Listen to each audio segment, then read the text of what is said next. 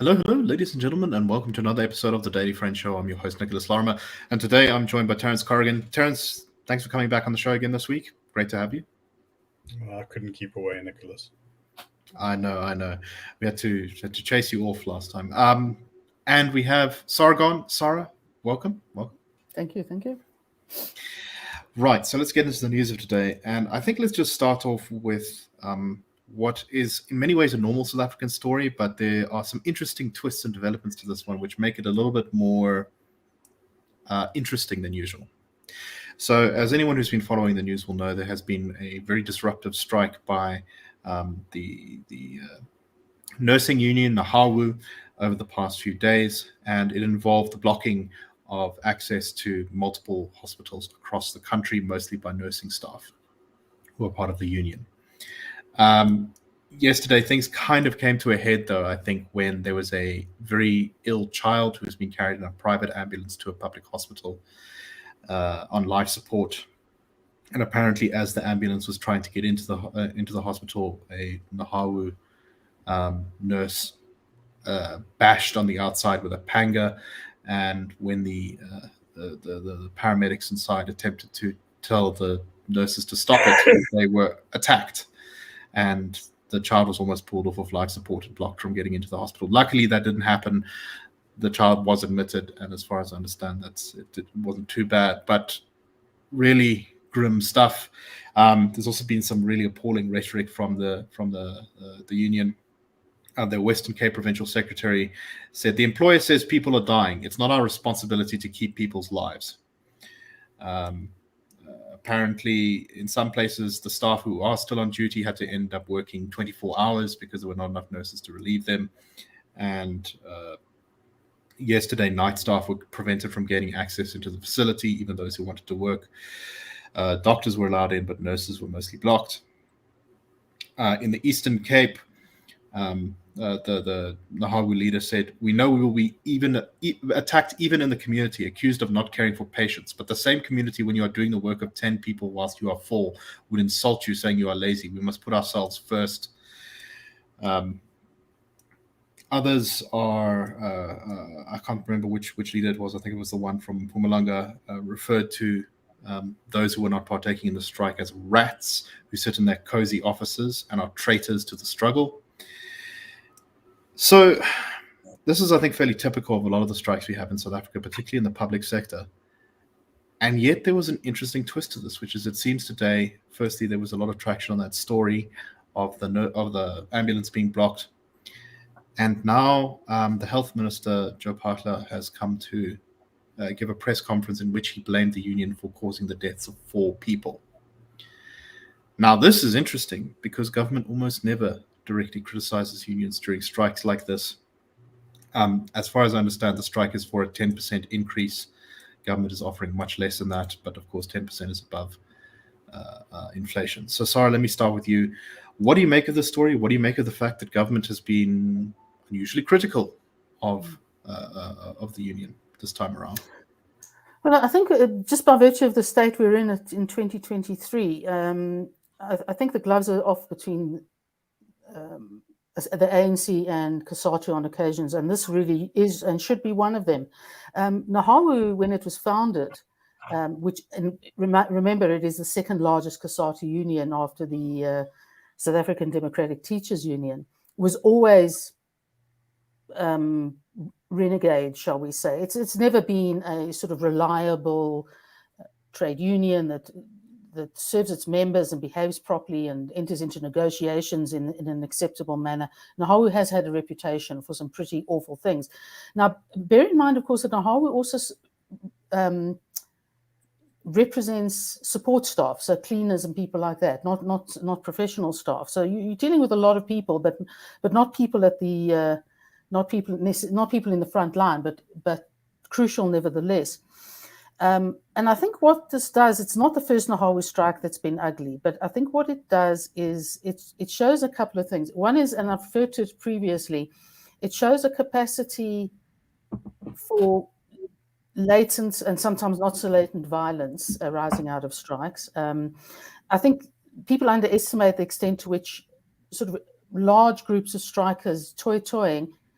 the rhythm of it, the cohesion of it creates almost possibly a hysteria. I think the other thing it shows is that most of the strikers will be women, and they are not sympathetic. They are not don't fit the cliche of being caring.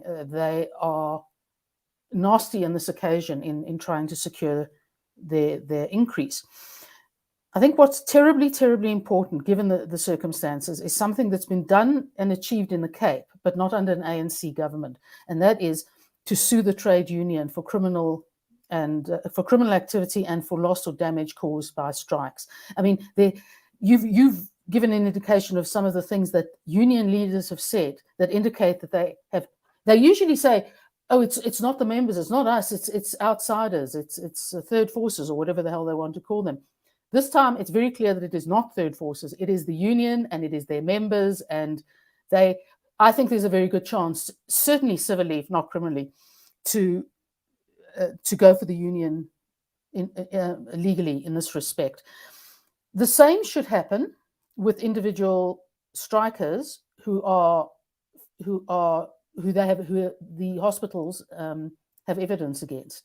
Now, criminal can often be more difficult, but I mean, it would suggest that if you can identify the lady with the panga, she could be subject to both a criminal charge and a disciplinary hearing, which requires a far lesser onus on the part of her employer to fire her. And I think the ANC really owes it to us and to itself to take action against the people that it can prove. And it doesn't matter if you can't prove against everyone who committed action. Those who you can establish, you do it. The others, if they get away with it, that's lucky for them. But it's misconduct, it's criminality, it must be dealt with. Because, I mean, again, you're dealing with civil servants. They may not be public servants. They may not be paid huge amounts of money. But A, they have jobs. B, they're generally paid comfortably more than in the private sector, with benefits like medical aid, pension funds, etc. And I also think, and I'm not sure, I know they did get interdicts to improve, to keep the strikers from misbehaving. What I don't know, and I suggest has to be included, is a requirement where a court can lay down that strikers may not come within a significant distance of a hospital entrance, failing which people can be arrested and the strike may be declared illegal. I think it's crucially important. I know, I mean, and I sort of sound like a stuck record. Back in the day when I was involved in this stuff, interdicting people from being too close to a workplace was par for the course. And of course, the police, and herein lies another problem, but the police were required to enforce that. I think it's morally so morally so ugly that any sympathy one may have towards people for doing this is incredible. And finally, I would also say, one of the problems that people in public hospitals talk about, the professionals talk about, is that how often they are confronted with a absolute lack of empathy on the part of nursing staff and support staff. It's been a problem for ages, and it has a lot to do with the way the hospitals are managed or not managed, as the case may be. So there are a plethora of things that have to be confronted in this case. So I made a mistake earlier. It was the Gauteng leader who called people rats. Interestingly, however, at the Albert Lutuli Central Hospital in Durban, the local NEHAWU branch struck in a very different way, which is that they went on strike during the morning, they allowed patients to enter, and they went back to work in the afternoon, which seems much more humane than how some of the other branches. And it shows that even, that there's even division within NEHAWU itself, but how to conduct itself during this. Can I just comment on that quickly? Is A, that'll garner a lot more sympathy from the public, and B, it's equivalent to a go slow, which rather than a full-blown strike. And the advantage tactically is it can be still devastating in regard to the provision of services without putting you on a collision course with the public and with the management of the hospitals. Exactly. Terence, there's a lot, I think, to be said about kind of where the unions are at the moment. The union movement has been going through this, what is, I think, could fairly be described as a bit of a slow decline over many years. The numbers, I don't think, are increasing that much. There's been lots of splits. We had split offs like groups like AMCU. We had Zwelinzima Vavi's group splitting off as well. And then now, even in recent weeks, when government seems like it finally has had to take at least a little bit of action on slowing down the expansion of the public sector wage bill, we've had some unions like SADTU, to the surprise of myself, accepting essentially government's line, whereas other unions like NEHAWU have gone sort of full steam ahead on fighting with the state. And it really does seem a little bit like that old cozy alliance between big labor and big government is not what it once was. Let me put it like that. What do you make of that, Terence? Well, I think it's true, and I think for a number of reasons. First of all, trade unionism has become very much a sort of lower white collar thing. The decline of mining, for instance, that dealt a massive blow. Perceptive listeners will remember that's where Cyril Ramaphosa cut his teeth. I remember the late legendary John Cain Berman, who covered the unions in the 70s and 80s. He said that, despite the stresses on the country at that time, the very real political oppression and the politicization of many of these institutions, strike violence until the late 80s was a rarity. And he ascribed this to very, very dedicated leaders. People who understood that they weren't playing with people's lives. I think in a way, as you've shifted out of that sort of factory and mineshaft space into one that is more air conditioned, and you've seen different types of expectations arise. Now, the difference between SADTU and NEHAWU, I imagine, comes from this, that a teacher, can sort of, decamp from school, in the afternoon. A nurse is working with much higher stakes issues, and therefore doesn't always have that. So I think that poor terms of service probably hit them a lot harder. They're probably networking a lot more hours, and it's a much tougher form. But I think irrespective what it the control of those public sector unions has meant that there's a very, very sharp limit on what the government would be able to do. Talk about reining in the wage bill and whatever. And that's always a sometimes thing, for those who watched Pirates of the Caribbean, the code, more suggestions and everything. So, like staving off that debt cliff, well, it's a suggestion. But yes, you're just dealing with a fundamentally different economy, I think. Yeah, it's so it's not. I mean, the focus has mostly been on nurses here, but as you say, Terence, there's a lot of, and Sara said as well, there's a lot of kind of white collar workers. One of the people interviewed by the article we read in preparation for the story, which was from Ground Up, quotes a striking government worker who's a registry clerk at the Department of Agriculture. What's quite interesting here is that he mentions that what his salary is, which he says is 12,000 rand a month. And he complains this is too low to deal with the cost of living. But I think this is one of the interesting things about how disconnected the unions are really, and how sheltered they are from the rest of the country, is that 12,000 rand a month is not a great salary, but it's a hell of a lot better than the vast majority of kind of lower end salaries in this country, where you get people in construction and things like that often working very long hours and earning like maybe 8,000 rand, 10,000 rand, that kind of thing. A month. Sara, do you have any final thoughts? Just to sort of pick up where Terence mentioned the unions in the 80s. I mean, the union movement in the 80s very much came on the back of the recognition of black workers as employees as defined in the same way that whites were. So it changed ahead of the changed to apartheid because the Nat government was so afraid of disrupting industry. So pragmatism does win the day sometimes. But what you had is they played a very political role. In other words, they were essentially playing the role on behalf of other people whose activities were limited. And in that respect, they were very effective, and they had a very distinct ear. They dealt with the big business sector, which was government's concern. So, but they had people who were both very politically committed and people who were very intellectually strong, and led the unions were led by people of that nature.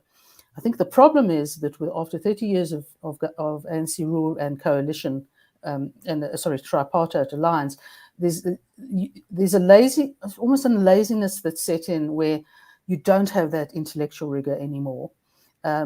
You do have lots of access to funding, and I see there's a spat between Irvin Jim and Zwelinzima Vavi, because Zwelinzima Vavi is accusing NOMSA, which Irvin Jim runs, of possibly money-related negative activities.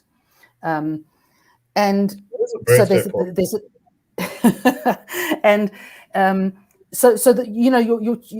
there's been that change. The other comment I just want to make is the fact that you can always tell the state of a country by the extent to which you have often union activity like strikes, and whether those strikes are protected or not. You see relatively few strikes in the private sector because private sector employees are so much more vulnerable to the vagaries of the economy. Public sector, people have been virtually not affected at all. They are protected. They are in, well, technically speaking, they're in protected employment by virtue of being employed by the state. So you'll find, I think in the last couple of years, the number of strikes in the public sector, where COSATU now has its strength, are way, way more and way more long lasting than in the private sector. And this illustrates exactly that. So let's move on to our next topic. We've talked a lot about the chaos facing coalitions across the country, particularly in the metros in Gauteng over the last year. And now there's been a lot of proposals suggested. Our own Morris Root has written on electoral thresholds and various other remedies. And now it looks like government might be kind of coming into this as well. Also frustrated, I think, with how unstable some of these coalitions are. So the new Cooperative Governance and Traditional Affairs Minister, Thembi Nkadimeng, has apparently been given a green light by Ramaphosa to propose changes to legislation which would make coalition agreements between parties both, I think, legally binding and also making them public. So everyone can see exactly who is breaking what terms of conditions, and potentially if a party broke one of the terms in that agreement, they'd be able to go to court over it, which currently is not really the case. You just sort of, if a party decides to change its mind entirely, it doesn't matter what it agreed to, it just does whatever it wants. Terence, what do you make of this this move? Do you think it's likely to happen? And are there potential pitfalls? What's your thoughts on this? Well, I don't know. The cynical side of me says I want to know what the angle is. Look, in a way, this seems like something that's becoming mainstreamed, and it doesn't seem that it's too outside of what people who are generally not in the ANC's orbit have been suggesting. What intrigues me is if you do something like this, that would seem to me to have precluded the kind of takeover of Joburg via a patriotic alliance, Stenter. So why are they proposing this, which I think is more likely down the line or even immediately to work against the ANC? Maybe we're just too jaded now, and maybe actually they say, well, actually we do need functioning states. There's nothing to see here, which it's one of those things that you just like laugh at. This is Mzansi, man. Come on, someone's obviously doing a 419 scam. So yeah, I think my advice is move, but move carefully. As for the pitfalls, here's what I can see. Isn't there a freedom of association thing? If I would say that committing yourself to this 5-year arrangement, I don't know if it could be constitutionally upheld. That it would suggest to me that once you kind of get into office, you kind of then have it bolted down for the next 5 years. Is it then impossible to remove? There's also something what you're saying about making sure aims and priorities don't change. But if the government changes, surely aims and priorities do change. That's why you change the government. Yeah, you can see all sorts of reasons why a party might very legitimately want to break out of a coalition agreement. Maybe there's been some major significant change in the political forces, a series of by-elections or something, which suggests that a government that the whole structure of the coalition needs to be renegotiated. But also you could see, let's say you go into coalition with a party and then suddenly the party you're in coalition with starts calling for some sort of genocide of the country. Are you then bound in this coalition agreement with a party that you definitely don't want anything to do with? It's just all madness. And I think it's interesting, as you say, Terence, that the ANC seems to have benefited from the current state of affairs, so why would they want to change it? And maybe the objective here is actually looking forward, not looking back. In other words, they're looking to maybe having a structure to help them deal with the EFF if the ANC wanted to go into coalition with them. Here's an angle. That might be it. I don't know. That's the only one I can come off the top of my head. Sara, what do you make of this proposal? I would support Terence's theory of the Schlenter, because it's a voluntary association of a group of parties to enter into an agreement. There is nothing to stop people from entering an agreement. Why they need a piece of legislation to deal with it or govern it? I mean, talk about nanny statism. You can build into the agreement whatever terms of ingress and egress you need to make it work. And as the attorney and mediator who addressed us earlier this week, John Brand said, mediation is ideal process to use to get solid agreements between different people. I mean, agreement's an agreement. The corporate sector enters into agreements all the time. It's what you agree is what you can agree. Why should I think, let me put it this way. Anything that they can do on their own, the government should keep well out of. It can form its own agreements, and good luck to it. Definitely something to think about. Terence, any final thoughts before we move on? No, this is one of those things that really does leave me intrigued, and I look forward to seeing how it's going to play out. Right, I think definitely the devil will be in the details of this one, which you could find. For those who have my years and hopefully my wisdom, remember what happened with floor crossing, which was like something that we all wanted until the ANC but only if 10% of your caucus agrees to go with you. We've got 300 guys, so you got to get 30 of us. Right. No, that was madness. I must say I suspect that the final version of anything of this could be quite malevolent. So I'm going to reserve judgment until I see it, even if the initial idea at least sounds like it might be useful. Yeah. Okay, let's move on to our next story. There were a number of by-elections across the country yesterday. And as ever, there are signs that our political climate is changing quite significantly. There were some by-elections which were fairly uneventful. There was an ANC solid defense of a particular ward in the Eastern Cape, and there was a DA one which was a pretty solid defense, I think, in Stellenbosch. They just went down a little bit. But the most interesting stories were what happened to the ANC in a number of wards, in 3 wards across KZN. So in Ward 2, in Nsuduzi, which is west of Pietermaritzburg, the IFP, which had previously gotten only 11% in this ward was dominated by one of those tiny parties, the ABC, which mostly only exists in KZN, was not standing in this by-election. And so the IFP went from 11% of the vote to 58% of the vote winning the ward from the ANC. The ANC went from 38% of the vote to 39%, but that didn't really help it. And interestingly, the EFF vote seems to have switched to the IFP. The EFF here previously getting 14% in this ward, but now going down to 2%. So that's a bit of a shock for the ANC because this is a ward that they held not comfortably, but they were far ahead of the IFP. So very big growth for the IFP. In another ward near the towns of Wartburg and New Dalton, the IFP went from getting 5% of the vote to 45% of the vote, and the ANC dropped from getting 76% of the vote to 53% of the vote. Once again, also the EFF took a hiding here, dropping from 17 to 2% of the vote. And on the south coast of KZN, near Margate, there was another by-election where the ANC went down from 66% of the vote to 57%, and the IFP more than doubled its vote, growing from 15% to 39%. So the signs that the IFP is going to do very well in KZN in the next election, I think, are growing ever stronger. And what's interesting is it's not just in areas that were sort of, IFP long ago and are now kind of coming back. It's in even parts of KZN where the ANC has for a very long time been quite strong.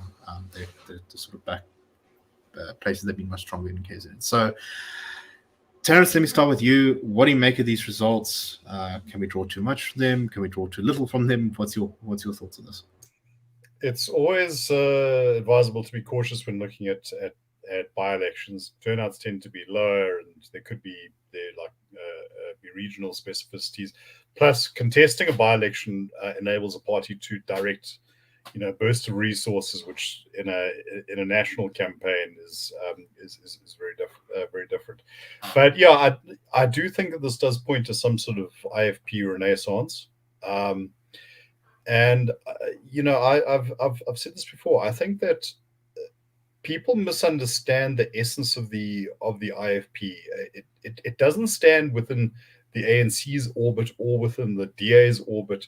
It is kind of a political entity on its own. It has its own specific set of interests that are often very, very difficult and for outsiders to understand. There's actually been some research done on the attitudes of sort of Zulu migrants, sort of hardcore of your IFP supporters, and there's views of democracy as being a type of death. People thinking that it encourages children not to respect their elders, etc., etc. That sort of thing. It comes to disrupt the order as it's always been. Now, I think that the ANC under Jacob Zuma was very effective in capitalizing on a sort of Zulu identitarian ticket. When they lost that, when they relegated him, they sort of lost that, and I think that the IFP is getting some rebound. In addition to that, I think there's the sense that it's voters looking for another strong horse, and I think that the IFP has certain characteristics that make them, to many parts of the population, I think particularly rural ANC voters, a much more attractive proposition. Culturally more similar. They also sort of have a pedigree. How this will play out remains to be seen, but it is an interesting dynamic. So, Sara, I think the IFP are in many ways kind of quite an important factor in how the country is going to look in 2024. They've got a good chance of being either the largest party in KZN or maybe even taking control of it, or being one of the largest parties of parliament, behind probably in 4th or 5th place. And yet, with the IFP, we always see kind of wildly different ways of operating. As Terence says, it's kind of its own thing. Sometimes they side with the ANC. Sometimes they go into coalition with the ANC. Sometimes they support ANC policies. And then sometimes they even go into coalition with the EFF. But then there are also times when the IFP goes into coalition essentially with the DA. They did that, I think, 2004 when they had a national coalition with them. And then we've also recently seen things where, in fact, I believe it was one of these by-elections, I can't remember which one, but the DA didn't put up a candidate in the hope that the voters would switch to the IFP. And we've seen quite a bit of cooperation also in some of the coalitions around the country, the DA and IFP being cooperating together. So what do you think we should make of how they're going to play, what role they're going to play in 2024, and what are your thoughts on these results? I don't think we can make many prognostications about how they're going to play it in 2024 for exactly the reasons you've given. I mean, it's circumstantial. It's what's happening on the ground. I think they're certainly canny force in that regard. What I think is probably is important is that the fact of these considerable wins or improvements by the IFP help to break the idea of the ANC being the monolith, the great party. In other words, the reduction of support for the ANC keeps hitting a point increasingly where voters see an alternative to the ANC. It is not the big daddy party anymore, and I think that's certainly will have ramifications for KZN, if not so much the rest of the country. Something to watch. Anyway, thank you very much for listening. We are out of time for today. We hope that you have an interesting weekend and a fun weekend, and we will see you next week on the Daily Friend Show. Cheers, everyone.